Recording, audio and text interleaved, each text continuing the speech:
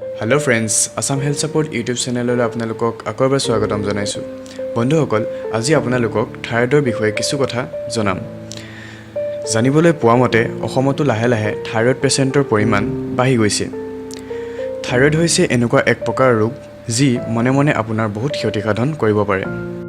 তো ফ্ৰেণ্ডছ, আজি আপোনালোকক এই ভিডিঅ'টোৰ যোগেদি জনাম যে থাইৰয়ড কি হয়, থাইৰয়ড কিয় হয় আৰু থাইৰয়ড হ'লে আমাৰ শৰীৰৰ কি কি ক্ষতিসাধন হয়। থাইৰয়ড হৈছে এবিধ গ্ৰন্থি যিটো আমাৰ ডিঙিৰ ভাগত থাকে। এই গ্ৰন্থিটোৱে এবিধ হৰমন প্ৰডিউচ কৰে যিটোক থাইৰক্সিন বুলি কোৱা হয়। এই থাইৰক্সিন হৰমনটোৱে আমাৰ শৰীৰত বহুত মহত্বপূৰ্ণ কাম কৰে। কামবোৰ হৈছে এনেকুৱা ধৰণৰ: আমাৰ শৰীৰৰ পাচন প্ৰক্ৰিয়া কণ্ট্ৰল কৰি ৰখা, বডিৰ এনাৰ্জি কণ্ট্ৰল কৰি ৰখা আৰু শৰীৰত উৎপন্ন হোৱা প্ৰটিন কণ্ট্ৰল কৰা।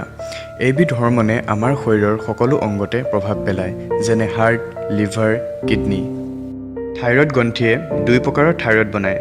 প্ৰথমটো T3 মানে ট্ৰাই আয়ড থাইৰক্সিন বুলি কোৱা হয়, আৰু দ্বিতীয়টো হ'ল T4 যিটোক থাইৰক্সিন বুলি কোৱা হয়, যিটোৰ বিষয়ে এতিয়া আপোনালোকক অলপতে কোৱা হ'ল। বন্ধুসকল, যেতিয়া এই থাইৰয়ড দুটাৰ বেলেঞ্চ নাইকিয়া হৈ যায়, তেতিয়াই থাইৰয়ড গ্ৰন্থিয়ে সঠিকমতে হৰমন দুটা বনাব নোৱাৰা হৈ যায়। তেতিয়া ইয়াক থাইৰয়ডৰ বেমাৰ বুলি কোৱা হয়। থাইৰয়ড দুই প্ৰকাৰৰ হয়। এক নম্বৰটো হৈছে হাইপাৰ থাইৰয়ডিজিম। যদি এই প্ৰকাৰৰ থাইৰয়ড হয়, তেতিয়াহ'লে থাইৰয়ড গ্ৰন্থিয়ে প্ৰয়োজনতকৈ বেছি হৰমন প্ৰডিউচ কৰে। দুই নম্বৰত হৈছে হাইপ'থাইৰয়ডিজিম। যদি এই প্ৰকাৰৰ থাইৰয়ড হয়, তেতিয়াহ'লে থাইৰয়ড গ্ৰন্থিয়ে প্ৰয়োজনতকৈ বহু কম পৰিমাণৰ হৰমন প্ৰডিউচ কৰে। যদি আপোনাৰ থাইৰয়ড হোৱা বুলি চিনাক্ত হোৱাৰ পাছতো আপুনি ভালদৰে চিকিৎসা নকৰে, তেতিয়াহ'লে আপোনাৰ শৰীৰৰ বহুত বেছি ক্ষতিসাধন হয়, যিবোৰ আপুনি ভাবিব নোৱাৰিব পাৰে। ক্ষতিবোৰ হৈছে এনেকুৱা ধৰণৰ: আমাৰ শৰীৰৰ ইমিউনিটি ছিষ্টেমটো উইক হৈ যায়, মানে আমাৰ শৰীৰত হোৱা বেমাৰবোৰৰ লগত যুদ্ধ কৰাৰ ক্ষমতা আমাৰ শৰীৰটোৰ নাথাকে বা কম হৈ পৰে, যাৰ কাৰণে শৰীৰটোৰ আমাৰ বহুত বেমাৰৰ বিপদজনক কাৰণ হৈ পৰে। দুই নম্বৰত অকণমান কাম কৰিলেই ভাগৰুৱা অনুভৱ কৰিব পাৰে। তিনি নম্বৰত থাইৰয়ড হ'লে আপুনি ডিপ্ৰেশ্যনত ভুগিব পাৰে আৰু মনত ৰখা শক্তিও লাহে লাহে কমি যায়। চাৰি নম্বৰত শৰীৰৰ জইণ্টবোৰৰ বিষ অনুভৱ হ'বলৈ ধৰে। পাঁচ নম্বৰত শৰীৰত কেলছিয়ামৰ পৰিমাণ কমিবলৈ ধৰে, যাৰ কাৰণে হাড়বোৰ কমজুৰি হৈ পৰে। ছয় নম্বৰত হাৰ্টবিটৰ পৰিমাণ অনিয়মিত হৈ যায় আৰু টোপনিৰ পৰিমাণ বাঢ়ি যায়। সাত নম্বৰত চুলি সৰি যাব ধৰে আৰু হঠাৎ হাত ভৰি ঠাণ্ডা হৈ যাব ধৰে। আঠ নম্বৰত স্কিন ড্ৰাই হৈ যাব ধৰে আৰু ন নম্বৰত যেতিয়াই তেতিয়াই জ্বৰ চৰ্দি হৈ থাকিব পাৰে। অকল যে এইকেইটা কাৰণৰ কাৰণেই আমাৰ থাইৰয়ড হ'ব তেনেকুৱা কোনো কথা নাই।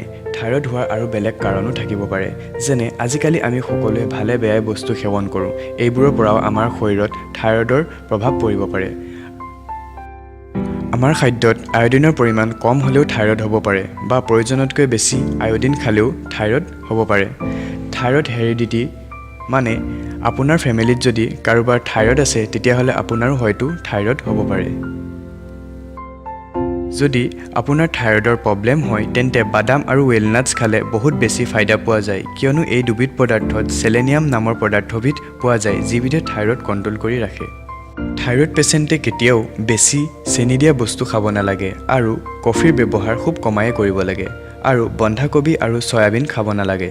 যদি ভিডিঅ'টোত দিয়া ইনফৰমেশ্যন আপোনাৰ কাৰণে হেল্পফুল যেন লাগিলে, তেন্তে ভিডিঅ'টো লাইক কৰিব আৰু শ্বেয়াৰ কৰিব, আৰু এনেকুৱা স্বাস্থ্যৰ লগত জড়িত ভিডিঅ'বোৰৰ আপডেট পাই থাকিবলৈ আমাৰ চেনেলটো ছাবস্ক্ৰাইব কৰিব।